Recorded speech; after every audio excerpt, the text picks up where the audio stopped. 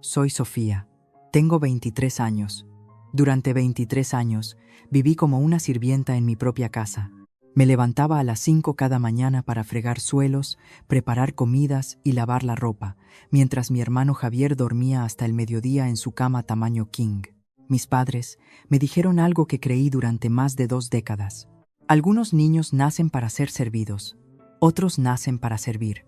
Tú eres del segundo tipo. Nunca lo cuestioné, no hasta que el padre de la novia, un hombre al que no conocía, me miró a la cara durante la foto familiar y empezó a temblar. Me llevó a un lado y me hizo una pregunta que destrozó todo lo que creía saber. ¿Sabes quién es tu verdadera madre? Antes de continuar, si esta historia resuena contigo, por favor, tómate un momento para darle a me gusta y suscribirte, pero solo si de verdad quieres saber qué pasó después. Y si estás viendo esto, deja un comentario diciéndome de dónde eres y qué hora es allí. Ahora, dejad que os lleve de vuelta a la mañana de la boda de Javier, el día que pensé que sería el peor de mi vida. Vivíamos en un chalet de 2 plantas en Pozuelo de Alarcón, Madrid, el tipo de barrio donde cada césped está perfectamente cuidado y cada familia conduce coches de alta gama alemanes. Nuestros vecinos eran cirujanos, abogados, socios de fondos de inversión. Desde fuera, la casa de los Fernández parecía el sueño español. Desde dentro, era mi pesadilla. Mi dormitorio no era un dormitorio, era el sótano, un suelo de hormigón, sin ventanas, un colchón fino que olía a moho. La caldera zumbaba a 1 metro de mi cabeza. En invierno, era el único calor que tenía. En verano, era asfixiante. Cada mañana a las 5 sonaba mi despertador. A las 5:15, ya estaba arriba en la cocina, fregando las encimeras de granito, precalentando la cocina Gaggenau, sacando huevos y jamón del frigorífico Miele. La isla de la cocina era de mármol italiano de Calacata. Una vez se jactó Isabel ante su club de lectura. Conocía cada veta de esa piedra porque la pulía a diario. Gerardo bajaba sobre las 7, su periódico Expansión bajo el brazo, su Tag Heuer brillando en su muñeca. Se acomodaba en su sillón de cuero en el rincón del desayuno, sin mirarme ni una sola vez. ¿Está listo?, preguntaba sin levantar la vista de los titulares. Sí, señor Fernández. El café está flojo hoy, hazlo más fuerte mañana. Esa era toda nuestra conversación. 23 años de monosílabos y órdenes. Le ponía el plato en la mesa, la vajilla buena, la de vista alegre con el borde de plata, y me retiraba a la cocina. Mi sitio nunca estuvo en esa mesa. Mi sitio estaba junto al fregadero, comiendo las sobras que quedaban después de que la familia terminara.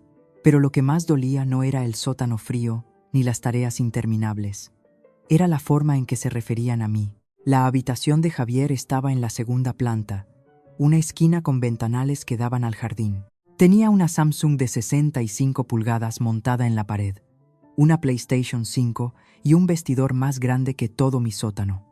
Iba al colegio San Patricio, 25. 0 euros al año, equipo de pádel, preparación para la universidad. Yo me quedaba en casa. Educada en casa, les decía Gerardo a los vecinos cuando preguntaban. La verdad era más simple. Nadie me enseñó nada. Aprendí a leer de revistas viejas que Isabel tiraba. Aprendí matemáticas contando el cambio en el supermercado. Cuando Javier cumplió 18, Gerardo le dio las llaves de un BMW Serie 3 blanco. Yo no tenía carnet de conducir. No tenía ni un solo documento de identidad. Tus documentos se perdieron en un incendio, me dijo Isabel una vez cuando tenía 12 años, y pregunté por qué no podía matricularme en el instituto del barrio. Es demasiado complicado reemplazarlos. Estás mejor aquí con nosotros. La creí. ¿Por qué no iba a hacerlo? Era mi madre. Javier tenía una American Express Platinum vinculada a la cuenta de Gerardo. Sin límite. Compraba zapatillas que costaban más de lo que yo había tocado en toda mi vida. Yo tenía 3 vestidos, todos heredados de Isabel, ajustados a mi cuerpo más pequeño. En la cena, la familia se sentaba junta. Javier hablaba de sus clases, sus amigos, sus planes para el fin de semana. Gerardo asentía con aprobación. Isabel sonreía y le rellenaba el vaso. Yo esperaba en el umbral de la cocina para retirar los platos. Una vez, cuando tenía 14 años, le pregunté a Isabel por qué no podía sentarme con ellos. Se rió como si hubiera contado un chiste. Sofía, cariño, La mesa solo tiene 3 sitios. Tenía 6. Los había contado. Esa noche me di cuenta de algo que nunca me había admitido. Yo no era parte de esta familia. Nunca lo había sido. Gerardo las llamaba las reglas de la familia. Las había escrito en una ficha cuando yo tenía 5 años y la había pegado en el interior de la puerta de mi sótano, la única decoración que se me permitía. Regla 1. No te sentarás en la mesa familiar. Regla 2. No nos llamarás papá o mamá. Te dirigirás a nosotros como señor Fernández y señora Fernández. Regla 3. No saldrás de casa sin permiso. Regla 4. No hablarás con extraños. Las consecuencias por romper estas reglas vivían en la despensa de la cocina. Una fina vara de mimbre, del tipo que usarías en los muebles, escondida detrás de las cajas de cereales. Gerardo solo tuvo que usarla 2 veces para que lo entendiera. La primera vez tenía 7 años. Había llamado a Isabel mami, delante de su hermana. Las marcas en mis palmas duraron 2 semanas. La segunda vez tenía 16. Había ahorrado el cambio de la compra durante meses, 17 euros y 32 céntimos, y caminé hasta la estación de autobuses a 5 kilómetros de distancia. Me iba a ir. Iba a encontrar a alguien que pudiera ayudarme. La policía me trajo de vuelta en 2 horas. No tiene documentación, le dijeron a Gerardo en la puerta. Ninguna identificación. ¿Es suya? Gerardo sonrió, la sonrisa cálida y preocupada de un padre amoroso. Es nuestra hija, una chica con problemas de salud mental. Muchas gracias por traerla a casa, agentes. Se fueron. Gerardo cerró la puerta con llave. Pasé 3 días en el sótano sin comida. Cuando finalmente me dejó salir, se acercó y susurró: sin papeles no existes, y si no existes, nadie te creerá jamás, nadie te ayudará jamás. ¿Entiendes? Entendí. Durante 7 años más, nunca intenté irme de nuevo. Javier no era cruel como lo era Gerardo. No me pegaba, no me encerraba en el sótano, ni me dejaba sin comer durante días. Simplemente no me veía. Para Javier, yo era un mueble, funcional, olvidable, ahí cuando se necesitaba. Sofía, café. Sofía, mi cuarto está desordenado. Sofía, necesito que laven el coche antes de mi cita. Cuando sus amigos venían, me presentaba con un gesto de la mano. Esa es nuestra asistenta. No hermana, no familia. Asistenta. Nadie nunca lo cuestionó. No me parecía en nada a los Fernández. Todos tenían ojos marrones y pelo castaño claro. Mis ojos eran verdes, casi esmeralda con cierta luz, y mi pelo era castaño oscuro.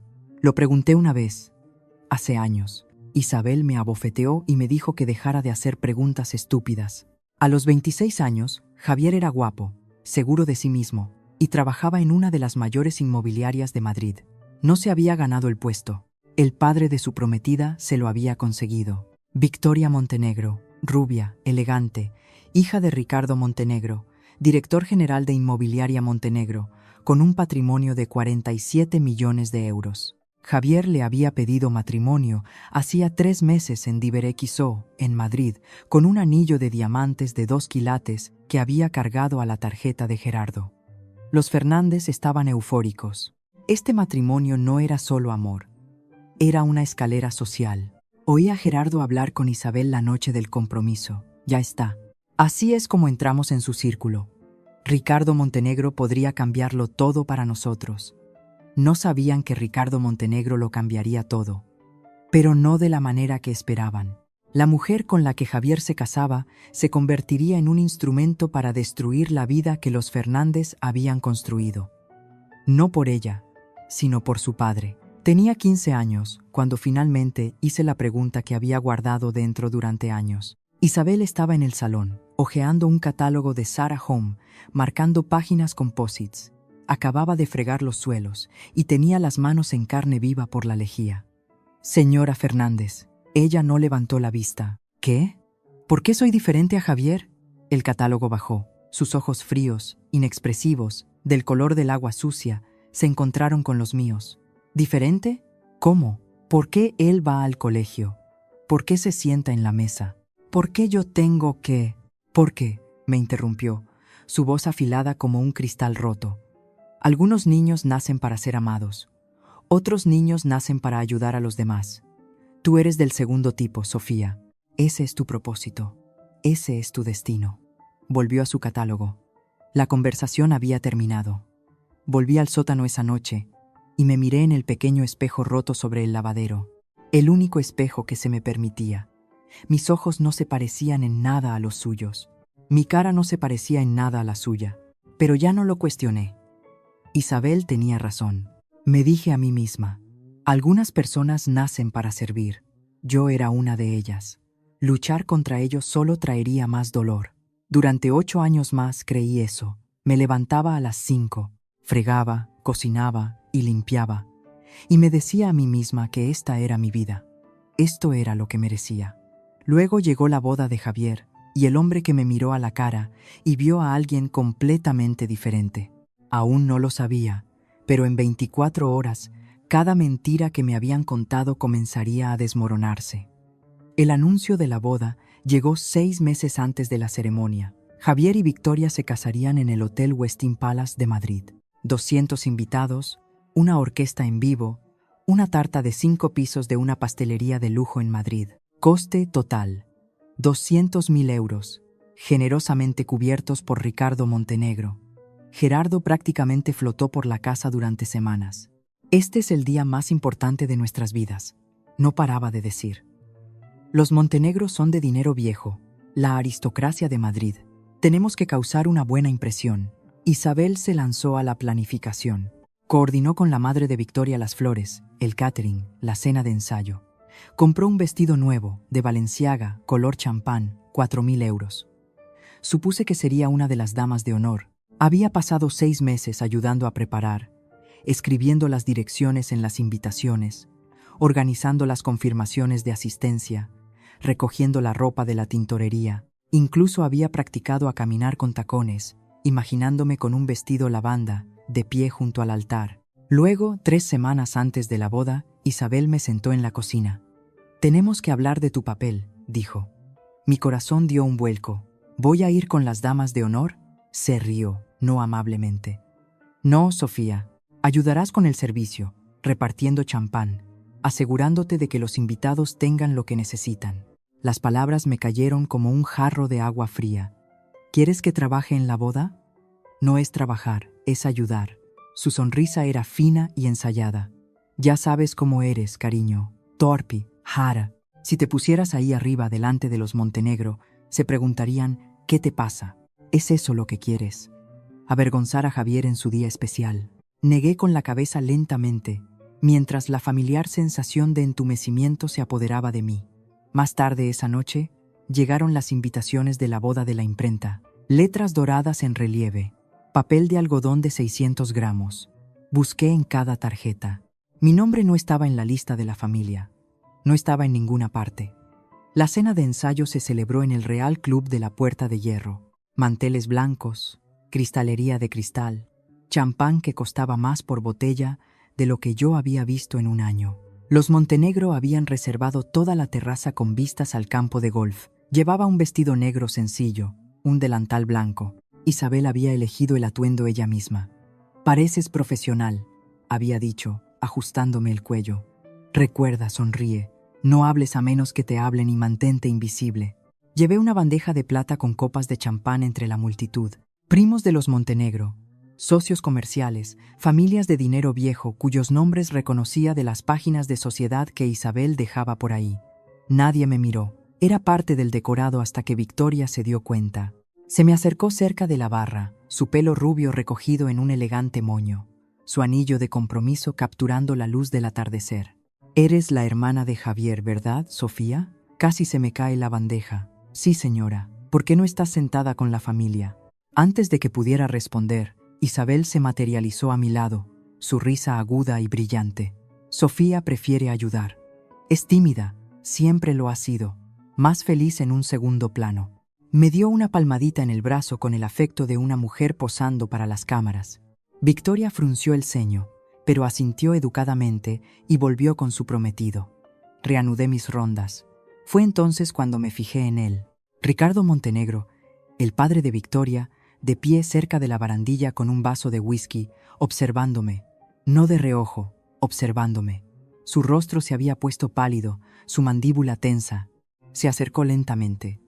«Perdona, ¿cómo te llamas?» «Sofía, señor». «¿Sofía?» Lo dijo como si estuviera probando el sonido. ¿Sabes por casualidad quién es tu madre biológica?» La pregunta no tenía sentido. «Lo siento». Me miró fijamente durante un largo momento. Luego se disculpó bruscamente y caminó hacia el aparcamiento, con el teléfono ya pegado a la oreja. Isabel lo vio irse, su sonrisa congelada, sus nudillos blancos alrededor de su copa de champán. La noche antes de la boda, me senté sola en mi sótano. Arriba, podía oír risas, Isabel brindando con sus hermanas, los amigos de la Universidad de Javier chocando botellas en el salón. La casa vibraba de celebración. Aquí abajo, solo estaba el zumbido de la caldera y el goteo de una tubería. Sostenía el uniforme negro que llevaría mañana, alisando las arrugas con las manos, ya que no se me permitía usar la plancha después de las 9 de la noche. A mi lado yacía el delantal blanco, almidonado e impecable. En mi regazo había una fotografía, la única que tenía de mí con la familia. Tenía 5 años en la foto, de pie al borde del encuadre mientras Gerardo, Isabel y un pequeño Javier posaban juntos junto al árbol de Navidad. Ellos se tocaban. Yo estaba sola. En 23 años viviendo en esta casa, no tenía ni una sola foto en la que estuviera junto a mis padres. Ni una. ¿Por qué? La pregunta me había susurrado toda mi vida, pero siempre la había reprimido. Preguntar llevaba al dolor. La curiosidad llevaba al castigo. Pero esta noche, en la oscuridad, la pregunta no se quedaba enterrada. ¿Por qué no me parecía a ellos? ¿Por qué me trataban como a una extraña? ¿Por qué me habían mantenido oculta durante tanto tiempo? Pensé en el rostro de Ricardo Montenegro en la cena de ensayo, en cómo se había puesto pálido, en el temblor de su voz cuando preguntó por mi madre. Me había mirado como si me conociera, como si me hubiera estado buscando. Pero eso era ridículo. Nadie me había buscado nunca. Nadie me había querido nunca. Mañana serviría champán en la boda de mi hermano mientras mi familia fingía que yo no existía. Luego la vida seguiría exactamente como siempre. Al menos eso es lo que creía. No tenía ni idea de lo que se avecinaba. Me desperté a las 4 de la madrugada del día de la boda de Javier. La casa estaba en silencio. Subí sigilosamente y empecé a preparar el desayuno. Huevos benedictinos, zumo de naranja recién exprimido, el despliegue que Gerardo esperaba antes de cualquier evento importante. A las 6, tenía el comedor puesto con la vajilla buena. Luego me dirigí a la habitación de invitados donde colgaba el vestido de novia de Victoria en su funda. Vera Wang, 12.000 euros. Corpiño bordado a mano con una cola catedral. Isabel había insistido en guardarlo en nuestra casa, alegando que nuestros armarios tenían mejor control de la humedad que la finca de los Montenegro. La verdadera razón, sospechaba, era para poder enseñárselo a sus amigas. Planché la tela al vapor con cuidado, aterrorizada de dejar una sola arruga. Mis manos temblaban. Si dañaba este vestido, no quería ni imaginar lo que Gerardo haría. Pasos detrás de mí. Isabel apareció en el umbral, envuelta en una bata de seda de la Perla, con rulos en el pelo. «No toques los bordados», dijo. «Son cristales importados que valen más que tú». «Sí, señora Fernández». Me observó trabajar, con los brazos cruzados. «Cuando lleguemos al hotel, entrarás por la entrada de servicio. No dejes que nadie te vea entrar». «Sí, señora Fernández. Y no nos avergüences». Su voz se volvió cortante y fría. «Este es el día más importante de la vida de Javier. Si haces algo, cualquier cosa, para arruinarlo, haré que te arrepientas». La voz de Gerardo retumbó desde abajo. «Sofía, ¿dónde está mi café?» Isabel sonrió con suficiencia y se fue. Me quedé allí sosteniendo la plancha de vapor, mirando el vestido de novia que no se me permitía tocar y la vida que no se me permitía vivir. Algo cambió dentro de mí, pequeño pero irreversible. Esta sería la última vez. No sabía cómo, no sabía cuándo, pero ya había terminado. Basta. El gran salón del Hotel Westin Palace parecía sacado de un cuento de hadas. Candelabros de cristal colgaban de techos de 9 metros. Rosas blancas caían en cascada de cada superficie.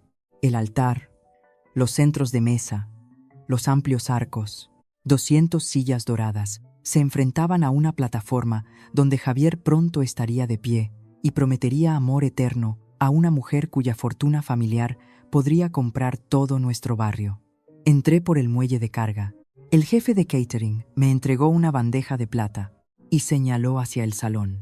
Servicio de champán. Sigue moviéndote. Sigue sonriendo. No entables conversación. Asentí y ocupé mi puesto. Los invitados entraban a raudales. Mujeres con vestidos de diseñador. Hombres con trajes a medida. Diamantes brillando bajo los candelabros. Me movía entre ellos, ofreciendo copas de Veuve Clicquot, con la vista fija en el suelo. Una mujer con un traje de Chanel me detuvo. «Perdone, ¿es usted del hotel?» «Sí, señora». La mentira salió con facilidad. Gerardo pasó a mi lado sin mirarme. Isabel se detuvo lo justo para susurrar. «Tu postura es terrible, enderézate». Luego apareció Javier con sus padrinos, riendo, ajustándose los gemelos de Tom Ford.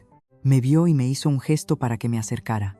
«Sofía, oye, asegúrate de que haya gambas extra en mi mesa. Ya sabes cómo se pone papá». Por supuesto, se volvió hacia sus amigos. Uno de ellos, un antiguo compañero de equipo de pádel, me miró entrecerrando los ojos.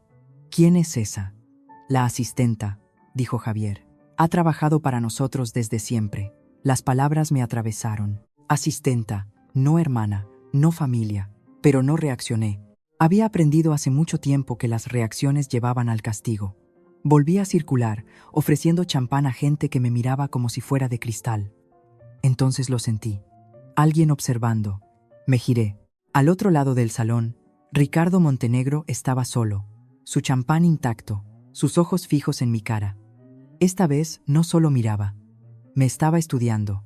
La ceremonia comenzó a las 4.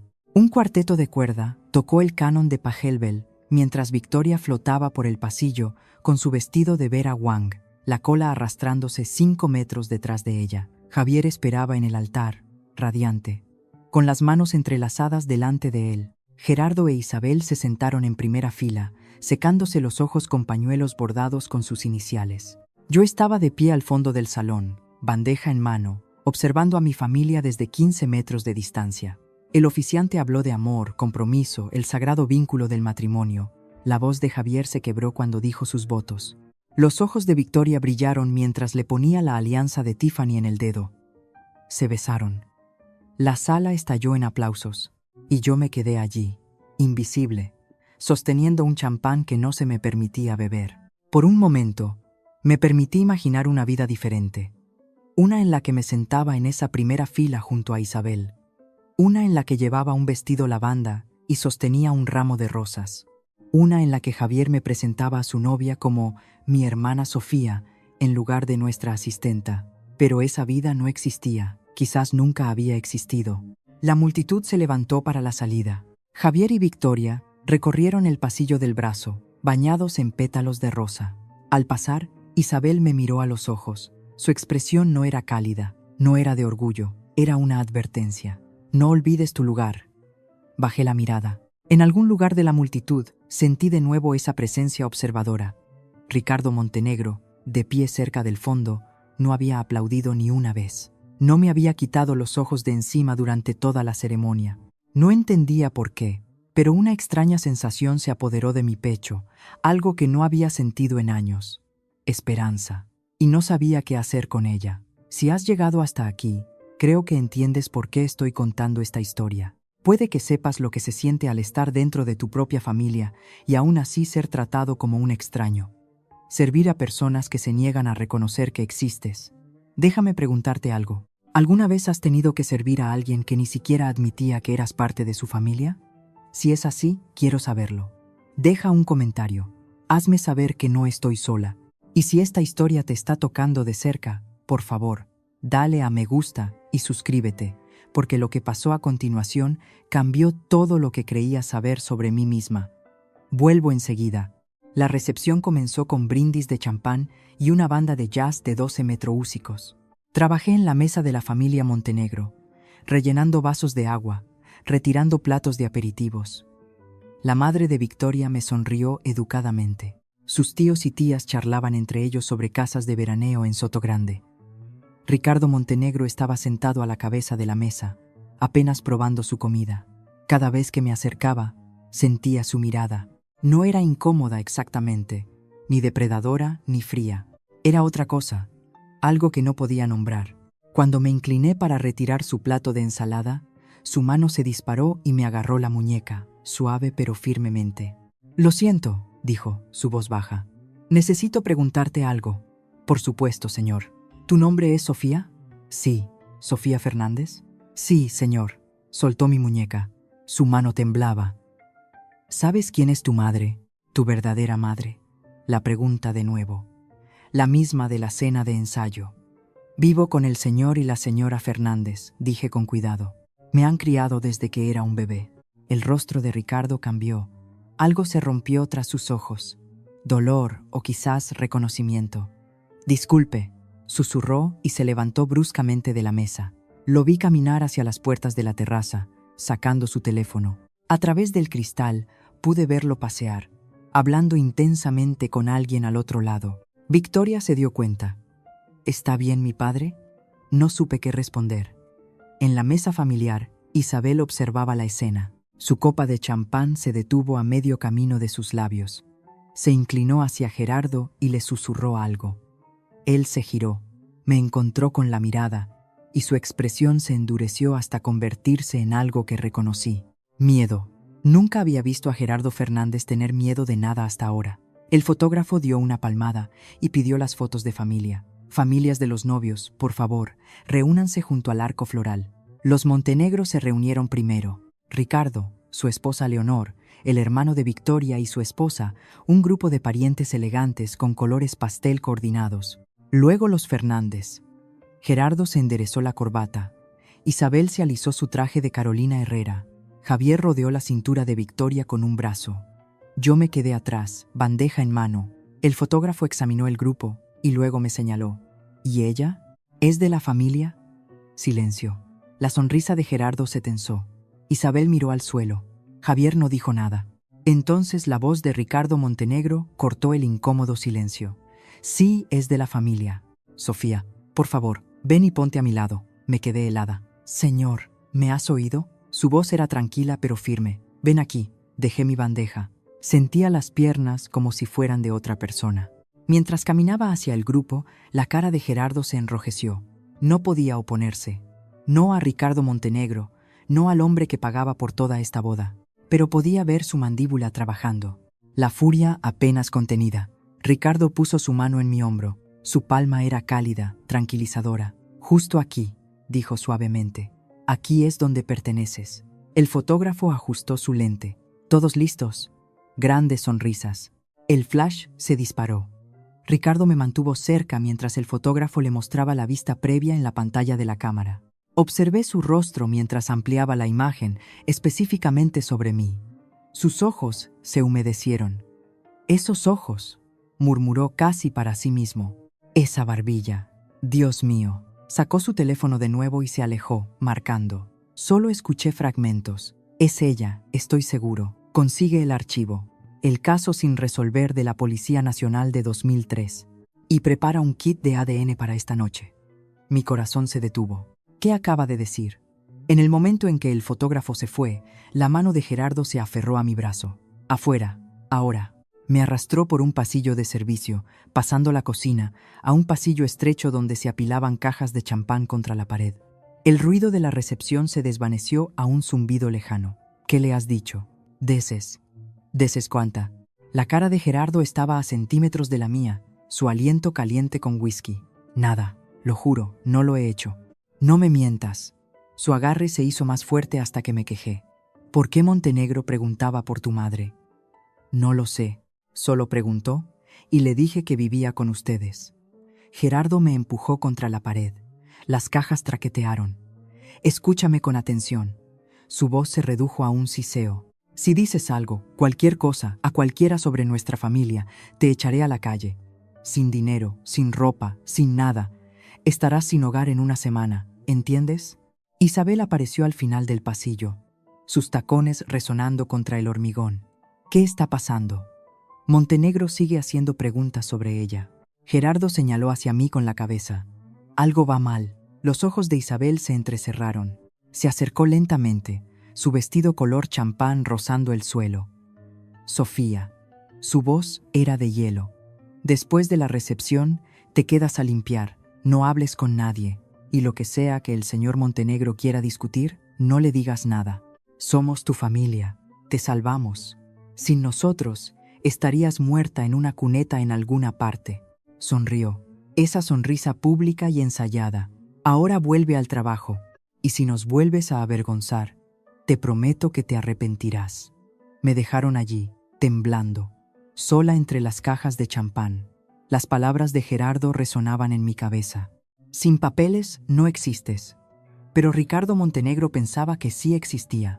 Pensaba que yo era alguien. La pregunta era, ¿quién? Volví al salón de la recepción aturdida.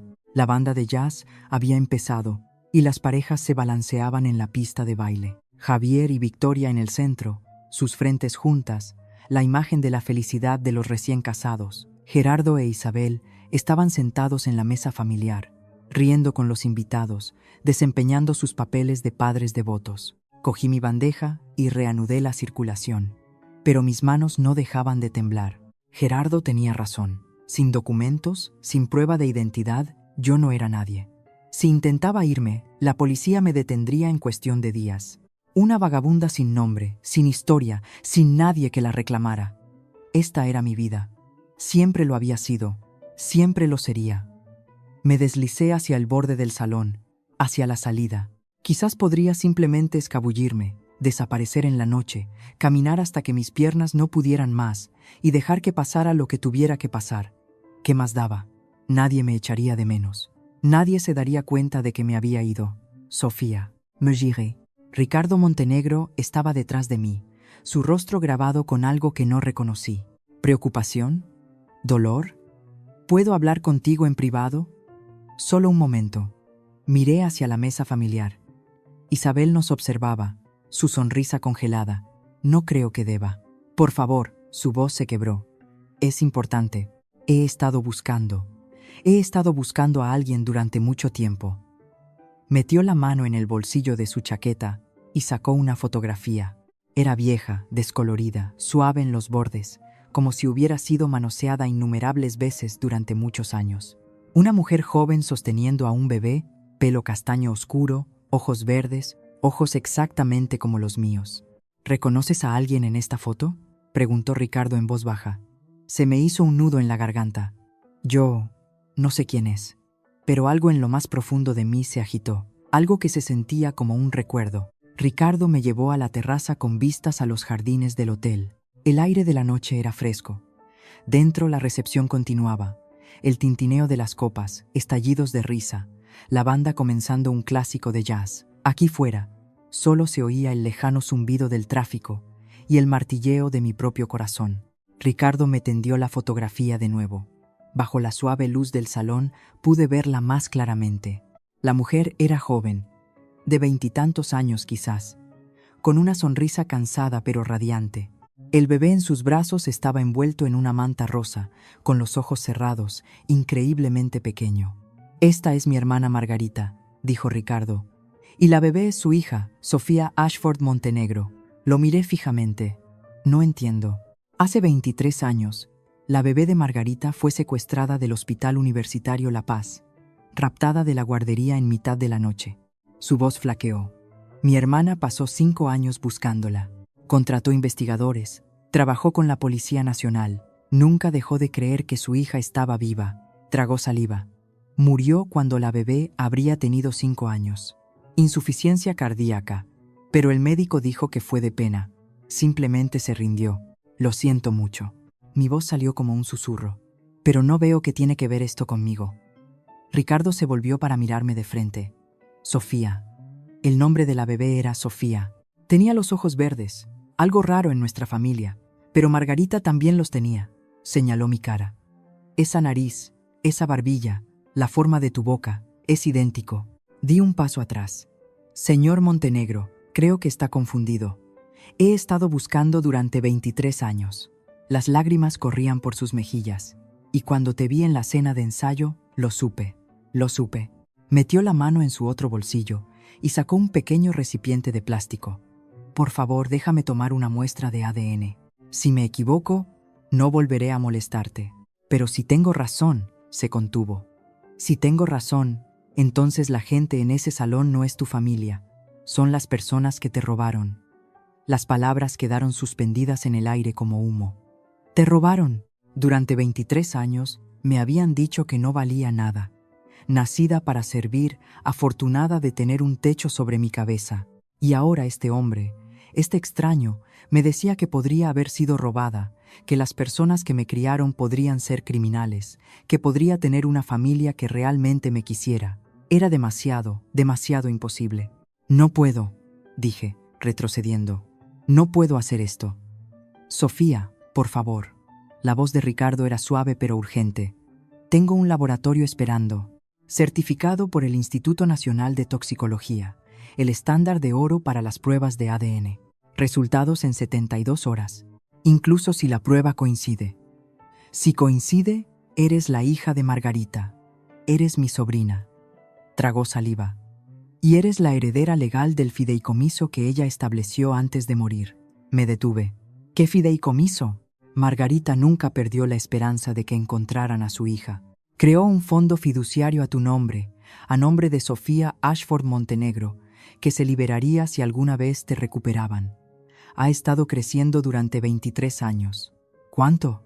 Ricardo me miró a los ojos. 12 millones de euros.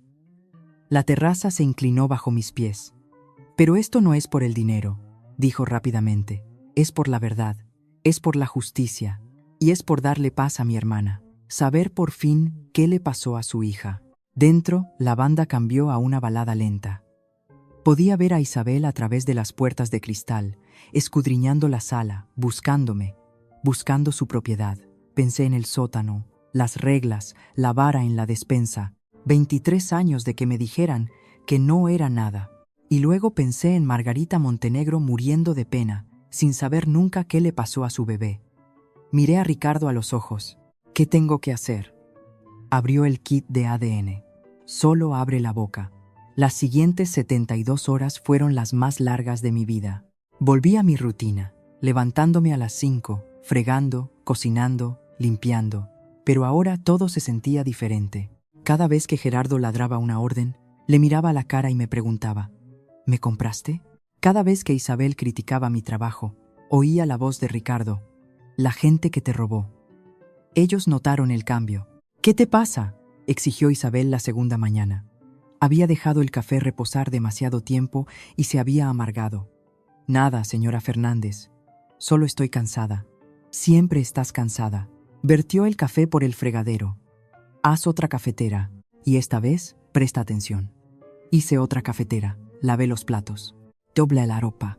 Pero en mi bolsillo llevaba el trozo de papel que Ricardo me había dado.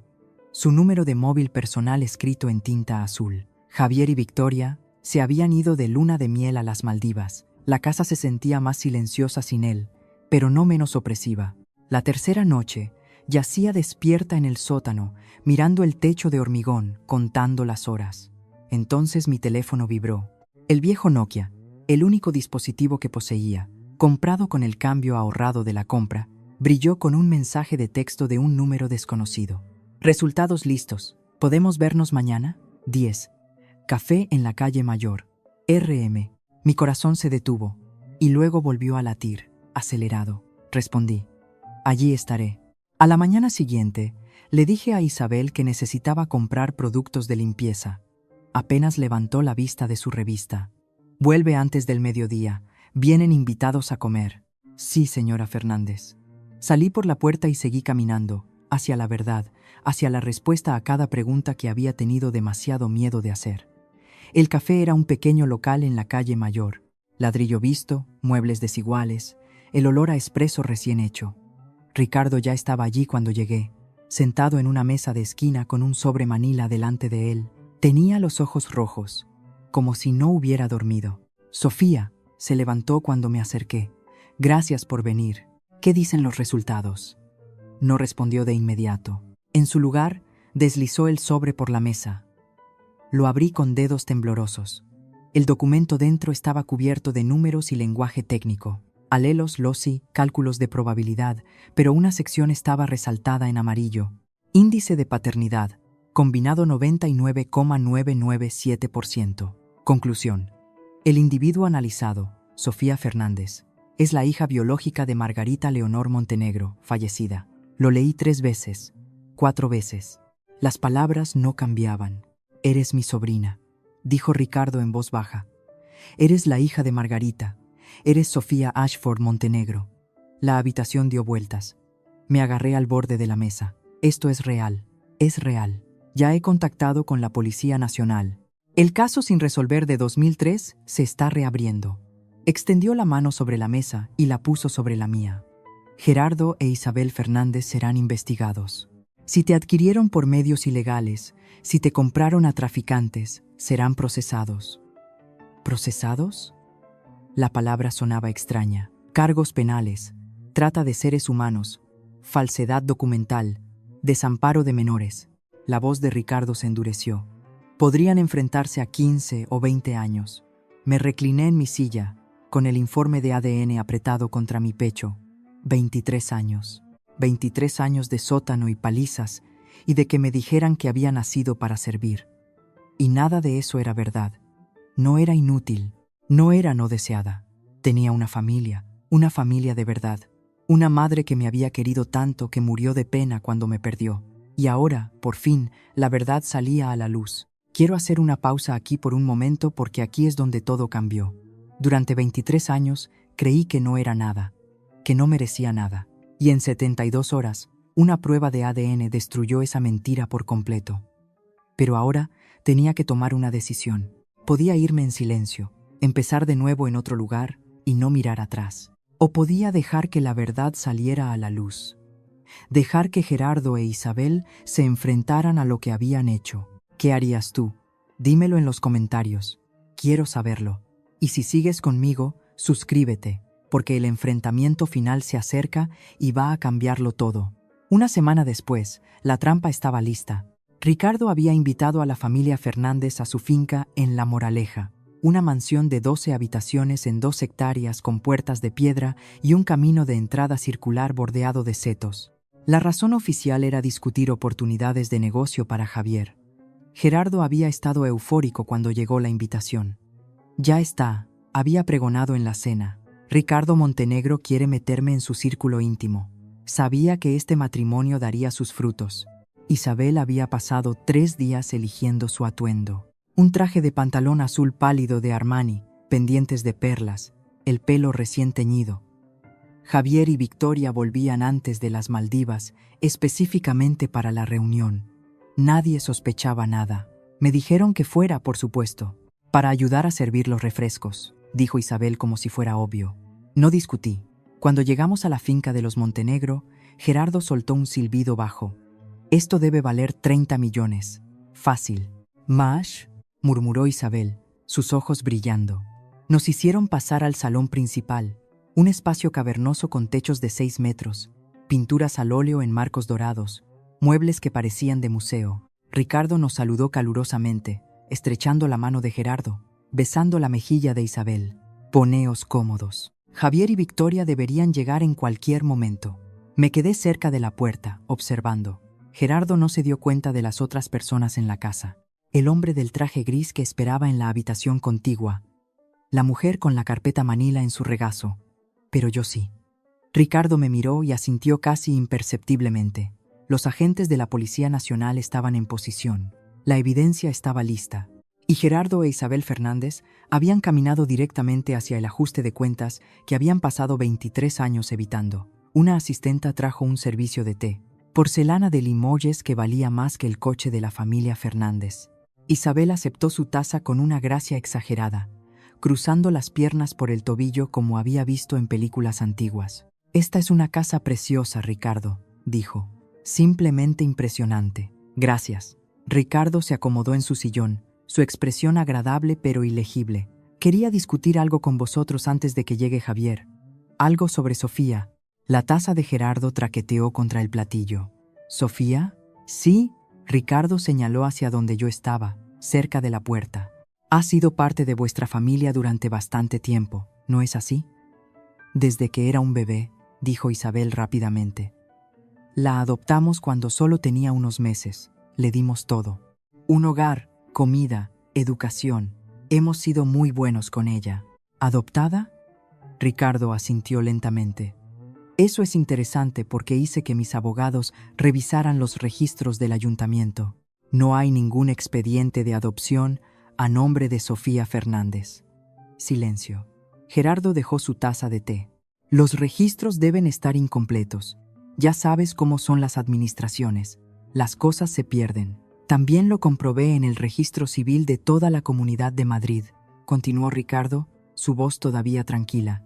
Ningún certificado de nacimiento, ningún número de seguridad social emitido al nacer, ningún registro hospitalario en toda la región. La sonrisa ensayada de Isabel empezaba a resquebrajarse. ¿Qué estás insinuando exactamente, Ricardo? ¿Estoy insinuando que Sofía no tiene identidad legal? ¿Ninguna documentación? Se inclinó hacia adelante, lo que plantea una pregunta muy interesante. ¿De dónde salió? Gerardo se levantó bruscamente. No sé a qué juego estás jugando, pero no aprecio la acusación. Ricardo no se inmutó. No es una acusación, Gerardo. Todavía no. Abrió el portafolios de cuero que había en la mesa a su lado. Pero creo que deberíais ver lo que hay en esta carpeta. Ricardo sacó 2 documentos del portafolios y los puso sobre la mesa de café. El primero era el informe de ADN, el que yo ya había visto, con su conclusión resaltada y su certeza del 99,997%. El segundo era más antiguo, un informe fotocopiado de la Policía Nacional con un número de caso en la parte superior y la palabra confidencial, estampada en rojo. Esto, dijo Ricardo, señalando el informe de ADN, confirma que Sofía es una coincidencia genética del 99,997% con mi difunta hermana Margarita Montenegro. Sofía es su hija biológica. La cara de Gerardo pasó del rojo al blanco. ¿Y esto? Ricardo golpeó el documento de la policía. Es el expediente del caso sin resolver de marzo de 2003. Mi sobrina, Sofía Ashford Montenegro, fue secuestrada del Hospital Universitario La Paz cuando tenía 6 meses. Nunca fue encontrada. Levantó la vista hacia Gerardo. Hasta ahora, la taza de té de Isabel se le escurrió de los dedos y se hizo añicos en la alfombra persa. Esto es una locura, balbuceó Gerardo. Nosotros no, nunca lo haríamos. Entonces explicad los documentos. La voz de Ricardo se endureció. Explicad por qué no tiene certificado de nacimiento, ni registros de adopción, ni prueba de que alguna vez fuera legalmente vuestra hija. Hubo un incendio. La voz de Isabel se agudizó. Se perdieron los registros. No hubo ningún incendio, la interrumpió Ricardo. Comprobé cada hospital en un radio de 300 kilómetros. Ningún incendio, ningún registro perdido, ninguna Sofía nacida de una familia llamada Fernández. La puerta de la habitación contigua se abrió. Un hombre con un traje gris entró, seguido de una mujer que mostraba una placa. Gerardo Fernández, Isabel Fernández. La voz del hombre era plana, oficial. Soy el inspector jefe Morrison de la UDEV. Tenemos algunas preguntas sobre la adquisición de su hija. Gerardo retrocedió, su rostro ceniciento.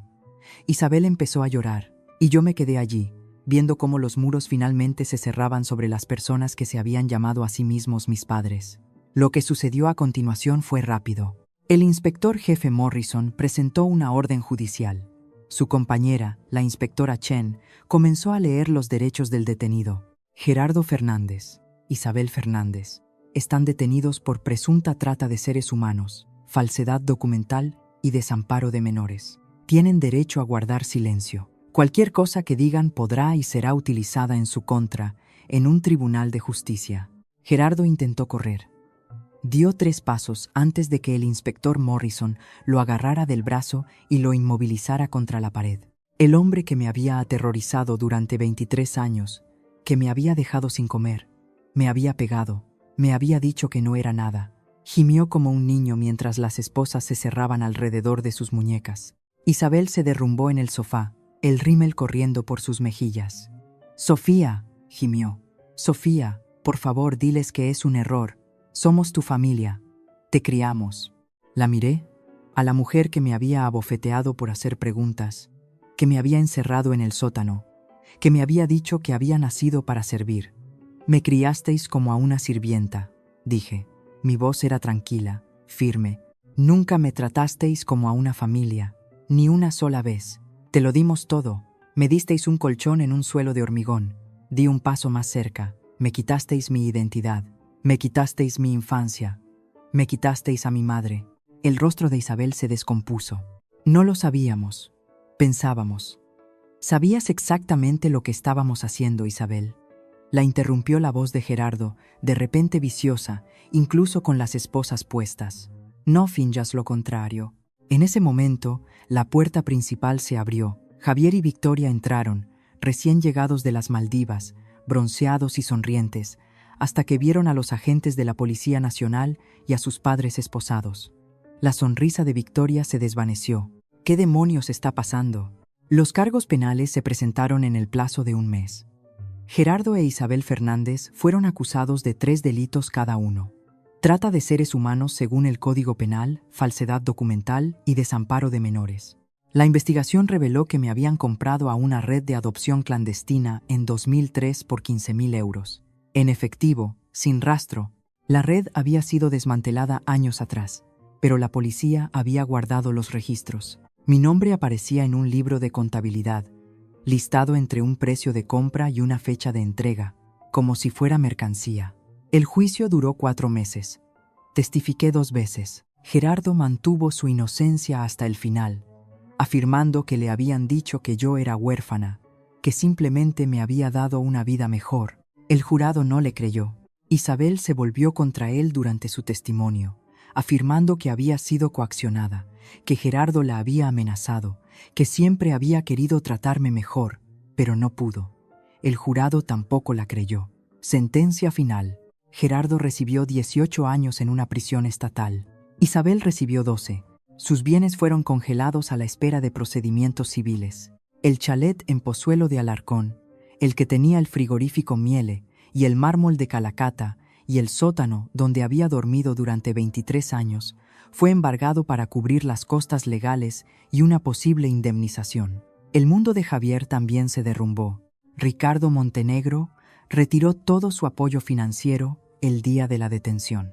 Los 200.000 euros gastados en la boda eran ahora la deuda de Javier. Su trabajo en Inmobiliaria Montenegro, rescindido de inmediato. Victoria solicitó el divorcio 3 semanas después. No puedo con esto, le oí decir a Javier por teléfono. Tus padres compraron un ser humano, traficaron con una niña, no puedo estar asociada con eso. El hombre que había crecido como un príncipe se encontró de repente solo, sin empleo y ahogado en deudas. ¿Y yo? Por primera vez en mi vida, era libre. Javier me llamó 6 meses después de la sentencia. Casi no contesto. El nombre en la pantalla, Javier Fernández, todavía me provocaba algo frío en el pecho, incluso ahora, pero la curiosidad ganó. Hola, Sofía. Su voz era débil, desconocida, no la del chico de oro seguro de sí mismo al que había crecido sirviendo. Alguien vacío. Necesito hablar contigo. ¿Sobre qué? Estoy en problemas. Se rió amargamente. Eso es quedarse corto. El piso se ha ido. El coche se ha ido. El abogado de Victoria pide una indemnización por el daño moral de estar asociada con mi familia. No consigo trabajo en ninguna parte. Todo el mundo ha visto las noticias. Esperé. Me preguntaba si, tal vez podrías ayudarme. Solo un préstamo. Solo hasta que me recupere. Ahí estaba. 23 años siendo tratada como un mueble. Y ahora necesitaba algo de mí. Javier, dije lentamente. En todos los años que vivimos en la misma casa, ¿alguna vez me ayudaste? Silencio. ¿Alguna vez me defendiste cuando Gerardo me pegaba? ¿Alguna vez preguntaste por qué dormía en el sótano? ¿Alguna vez me trataste como a una hermana? No lo sabía. Lo sabías. Mi voz se mantuvo firme. Simplemente no te importaba. Yo era conveniente. Hacía tu vida más fácil. Y ahora que no estoy ahí para servirte, no tienes ni idea de cómo sobrevivir. Sofía, por favor. No voy a ayudarte, Javier. No porque te odie, sino porque necesitas aprender algo que nunca aprendiste mientras crecías. Hice una pausa. Las acciones tienen consecuencias, y el silencio también. Colgué. Mi mano temblaba, pero mi corazón estaba firme. Por primera vez en mi vida, había establecido un límite, y tenía la intención de mantenerlo. La herencia llegó 3 meses después de que terminara el juicio. Los abogados de Ricardo Habían trabajado incansablemente para verificar mi identidad y activar el fideicomiso que Margarita había establecido en 2003. El proceso requirió órdenes judiciales, confirmación de la Policía Nacional y montones de papeleo, pero finalmente llegó el documento final. Beneficiaria: Sofía Ashford Montenegro. Valor del fideicomiso: 12.847.329 euros y 16 céntimos. Estado: activo. Leí el número 7 veces antes de que pareciera real. Ricardo me llevó al banco él mismo el día que se liberaron los fondos. Nos sentamos en un despacho privado en la última planta, rodeados de muebles de caoba y pinturas al óleo, mientras un banquero explicaba las opciones de inversión y las implicaciones fiscales. 12 millones de euros. Más dinero del que los Fernández verían en 10 vidas. Pero no fue el dinero lo que me cambió, fue el nombre. Sofía Ashford Montenegro, mi verdadero nombre, el nombre que mi madre me había dado antes de que me robaran. Ricardo me ayudó a instalarme en una suite de invitados en la finca de La Moraleja.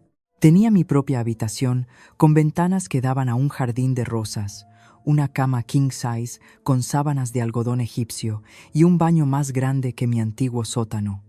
La primera noche no pude dormir. Simplemente caminé por la habitación, tocando las paredes, pasando los dedos por las cortinas, recordándome a mí misma que esto era real. Ricardo me matriculó en un programa de preparación para la universidad. Mi falta de educación formal no importaba. Había recursos, tutores, personas especializadas en ayudar a supervivientes de la trata a reconstruir sus vidas.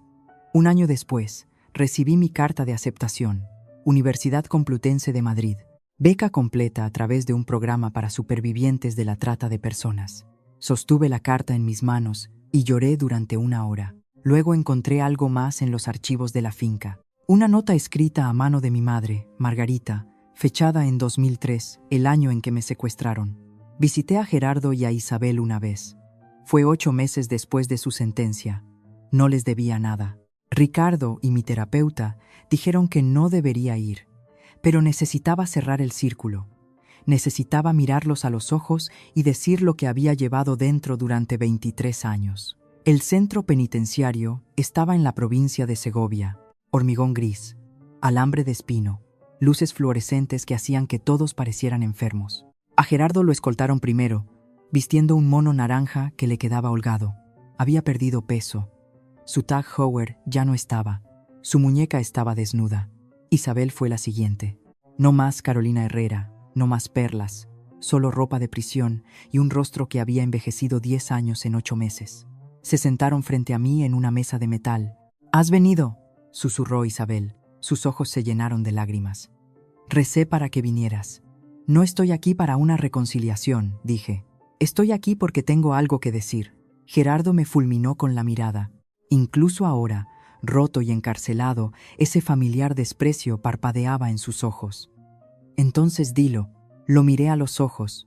«Durante 23 años me hicisteis creer que no valía nada, que había nacido para servir, que debería estar agradecida por las obras». Mantuve la voz firme.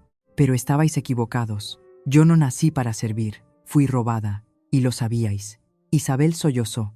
«Pensábamos que te estábamos salvando. Pensabais que estabais consiguiendo mano de obra gratis». La interrumpí. «No estoy aquí para vuestras excusas. Estoy aquí para deciros que he terminado. Ya no voy a cargar con vuestra vergüenza. No voy a cargar con vuestra crueldad». Me levanté. «Nunca olvidaré lo que me hicisteis, pero tampoco dejaré que me defina». Salí sin mirar atrás. Y nunca los volví a ver. Escribo esto desde mi habitación en una residencia de estudiantes de la Complutense. Es pequeña, mucho más pequeña que la suite en la finca de Ricardo, pero es mía. Mi nombre está en la puerta. Mis libros están en las estanterías.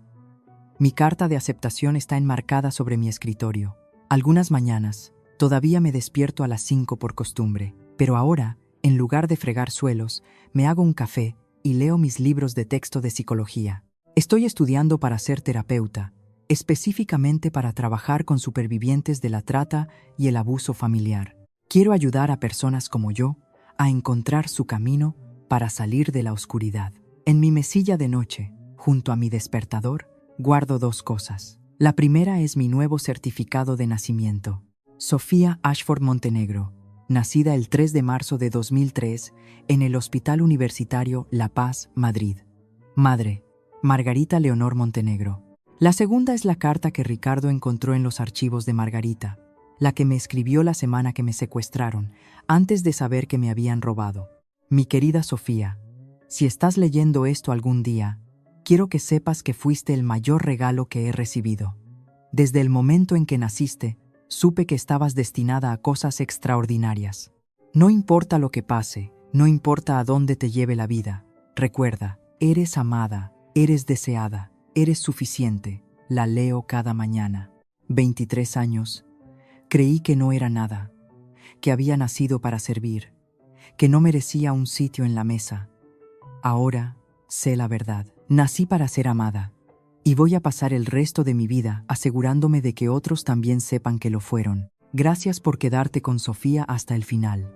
Muchos detalles de la historia de Sofía han sido dramatizados para transmitir mensajes significativos y lecciones de vida. Sin embargo, la vida está llena de giros inesperados y situaciones como esta ocurren con más frecuencia de lo que nos gustaría creer.